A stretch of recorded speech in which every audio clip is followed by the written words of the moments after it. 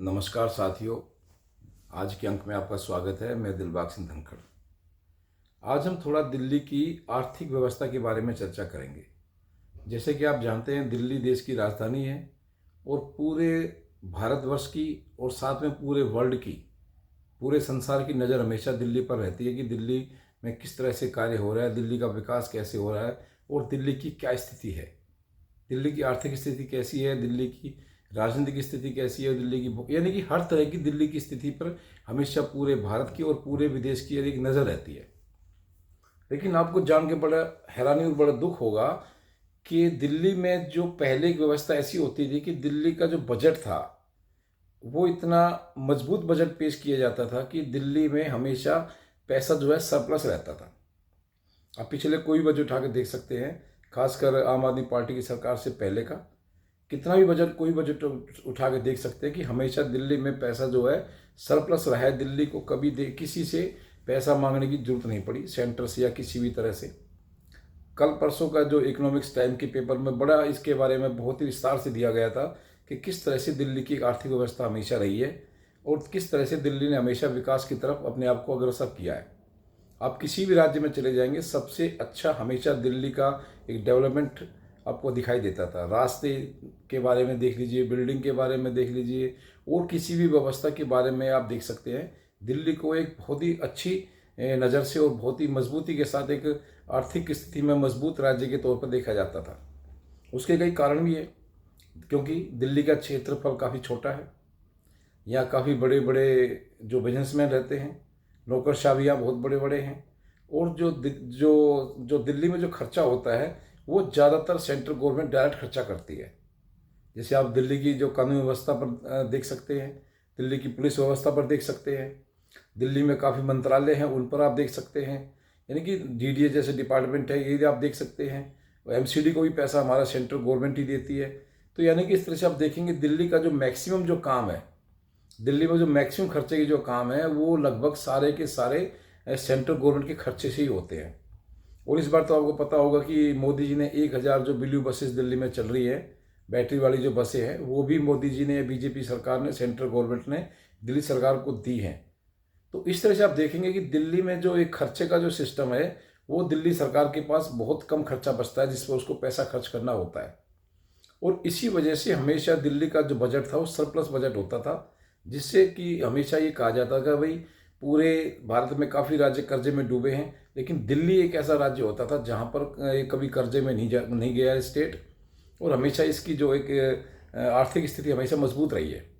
लेकिन आपको जान के बड़ा हैरानी और बड़ी दुख होगा कि इस समय दिल्ली की जो आर्थिक स्थिति है बहुत ही गंभीर, बहुत ही खतरनाक मोड़ पे पहुंचा दी है, खासकर आम आदमी पार्टी की सरकार ने। अभी पिछले कई दिन पहले ही मीडिया में काफ़ी हल्ला मचा हुआ है। अभी मोदी जी से या सेंट्रल गवर्नमेंट से केजरीवाल ने 10,000 करोड़ रुपए की डिमांड की है। वो कहते हैं कि हमारे पास चुनाव लड़ने के लिए, चुनाव खर्च करने के लिए पैसा नहीं है, हमें 10,000 करोड़ रुपए चाहिए। और उन्होंने बजट भी जो लगभग जो घाटा दिखा रहे हैं कि दिल्ली में करीब 10,000 से ज़्यादा का घाटा हो गया है। तो और साथ में एक चीज़ आपको और भी देख कर हैरानी होगी कि जितनी सबसे ज़्यादा फ्री की रेवड़ियाँ, इसका काफ़ी बड़ा एक फ्री रेवड़ी शब्द दिया गया है, वो भी काफ़ी दिल्ली की सरकार, आम आदमी पार्टी की सरकार ने दिल्ली में चलाई। हालांकि वो दिखाने में ज़्यादा, बाकी खर्चा उसमें कुछ ज़्यादा नहीं होता है, लेकिन उसकी आड़ में दिल्ली की आर्थिक व्यवस्था को बिल्कुल ही चौपट कर दिया गया है। अब आप समझ सकते हैं कि जो स्टेट हमेशा सरप्लस जिसके पास मनी रहती थी, आज उसके पास अपना जो है बजट जो है घाटे में जा रहा है। उसके पास जो अपना पैसा नहीं बचाएगी इतना कि जो वो इलेक्शन के लिए खुद पैसा खर्च कर सके। जैसे कि आम आदमी पार्टी के जो कन्वीनर है केजरीवाल जी ने 10,000 करोड़ रुपए की डिमांड की है। तो इससे आप अंदाज़ा लगा सकते हैं कि दिल्ली की आर्थिक व्यवस्था को कितनी गंभीर, कितनी भारी चोट पहुंची होगी, जो कि दिल्ली की जो एक सरप्लस की स्थिति अब माइनस में जाती दिखाई दे रही है।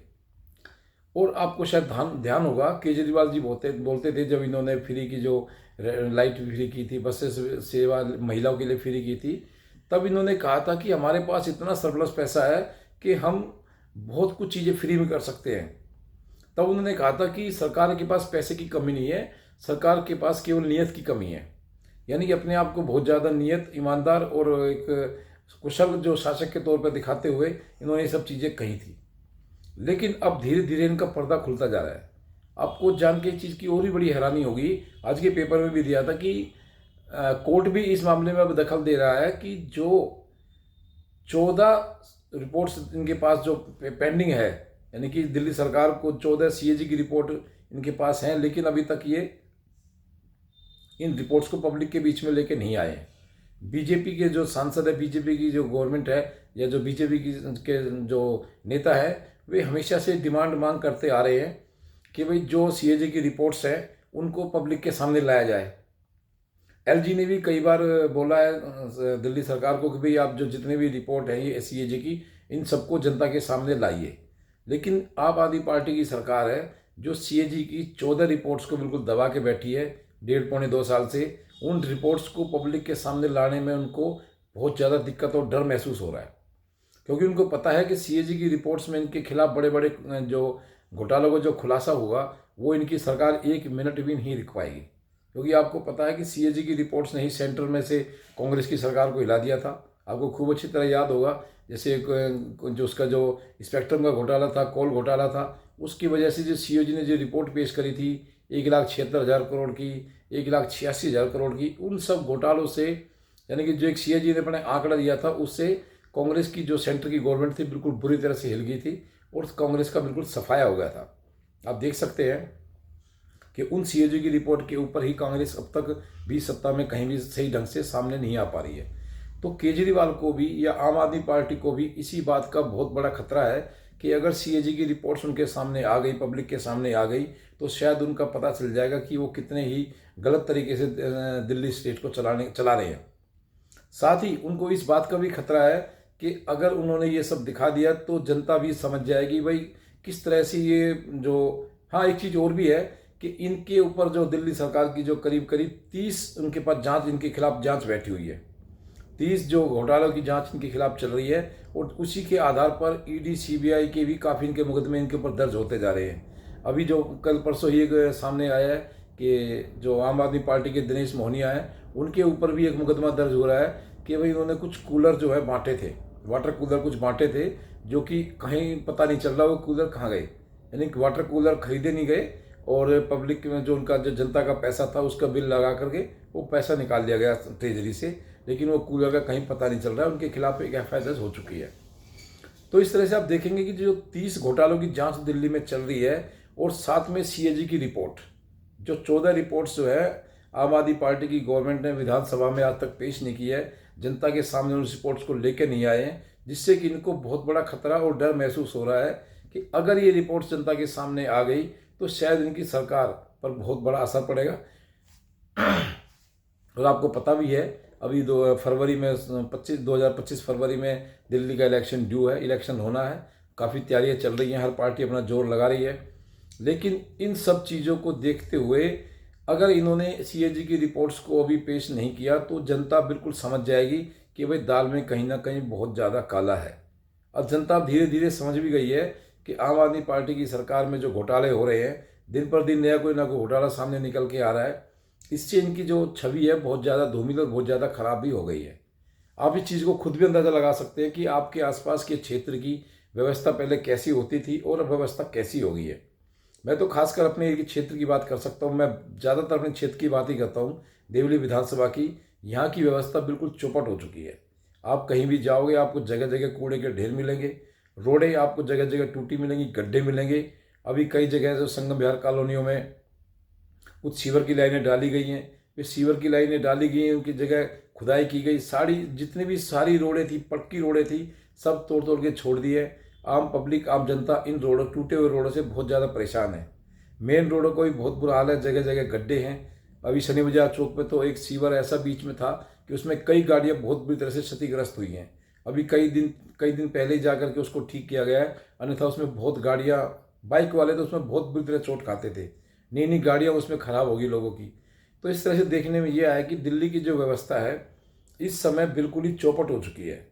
खासकर आर्थिक स्थिति के बारे में तो अब आपने देख ही लिया होगा।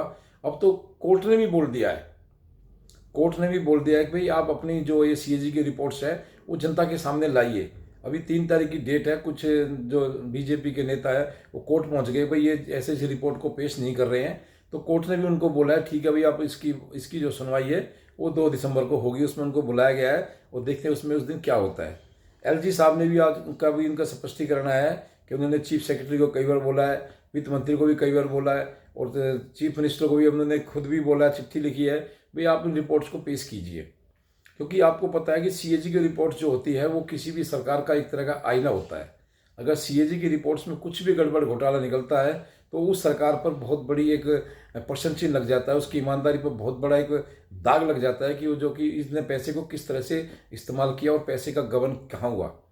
सीएजी एक ऐसी, हमारे सेंट्रल ऑडिट एक जनरल एक ऐसी कमेटी है, ऐसी संस्था है जो इंडिपेंडेंट होकर काम करती है और वो अपना एक ऐसा सिस्टम बनाती है कि वो उसका काम ही केवल ये है कि सरकारी पैसे का कहीं कोई दुरुपयोग तो नहीं हो रहा है, किसी तरह से सरकार का कोई कहीं से कोई नुकसान तो पहुंचाया नहीं जा रहा है, किसी तरह से किसी ठेकेदार को या किसी बड़ी संस्था कंपनी को सरकार की कोई ऐसी पॉलिसी तो नहीं बनी है जिससे कि सरकार का नुकसान हो और उन ठेकेदारों को या बड़ी कंपनियों को किसी तरह का फायदा हो।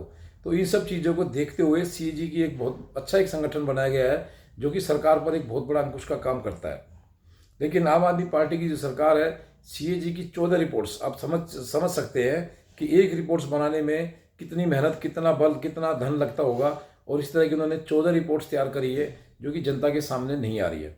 लोकतंत्र है, लोकतंत्र में जनता को हर चीज़ जानने का हक है। उन जनता को ये भी पता होना चाहिए कि उनकी सरकार क्या कर रही है और सीएजी की रिपोर्ट्स में किस तरह के दावे या किस तरह की सच्चाई सामने निकल के आ रही है। तो मुझे लगता है कि अभी चुनाव के समय में ये सीएजी का मुद्दा आम आदमी पार्टी के लिए बहुत भारी पड़ेगा, क्योंकि हर जनता चाहती है कि उनको हर सच्चाई का पता लगे। इस तरह से जनता का जो प्रेशर है, सीएजी की रिपोर्ट्स का जो प्रेशर है, वो आम आदमी पार्टी पर दिन पर दिन बनता जा रहा है और वो इस तरह से इस मामले में बुरी तरह से घिरती जा रही है। अब आगे देखना होगा कि वो सीएजी की रिपोर्ट्स को पेश करती है या किस तरह से अपने आप का बचाव करती है। तो आज के अंक में इतना ही। आप इस वीडियो पर बने रहें, लाइक शेयर सब्सक्राइब करें। आपका बहुत बहुत धन्यवाद।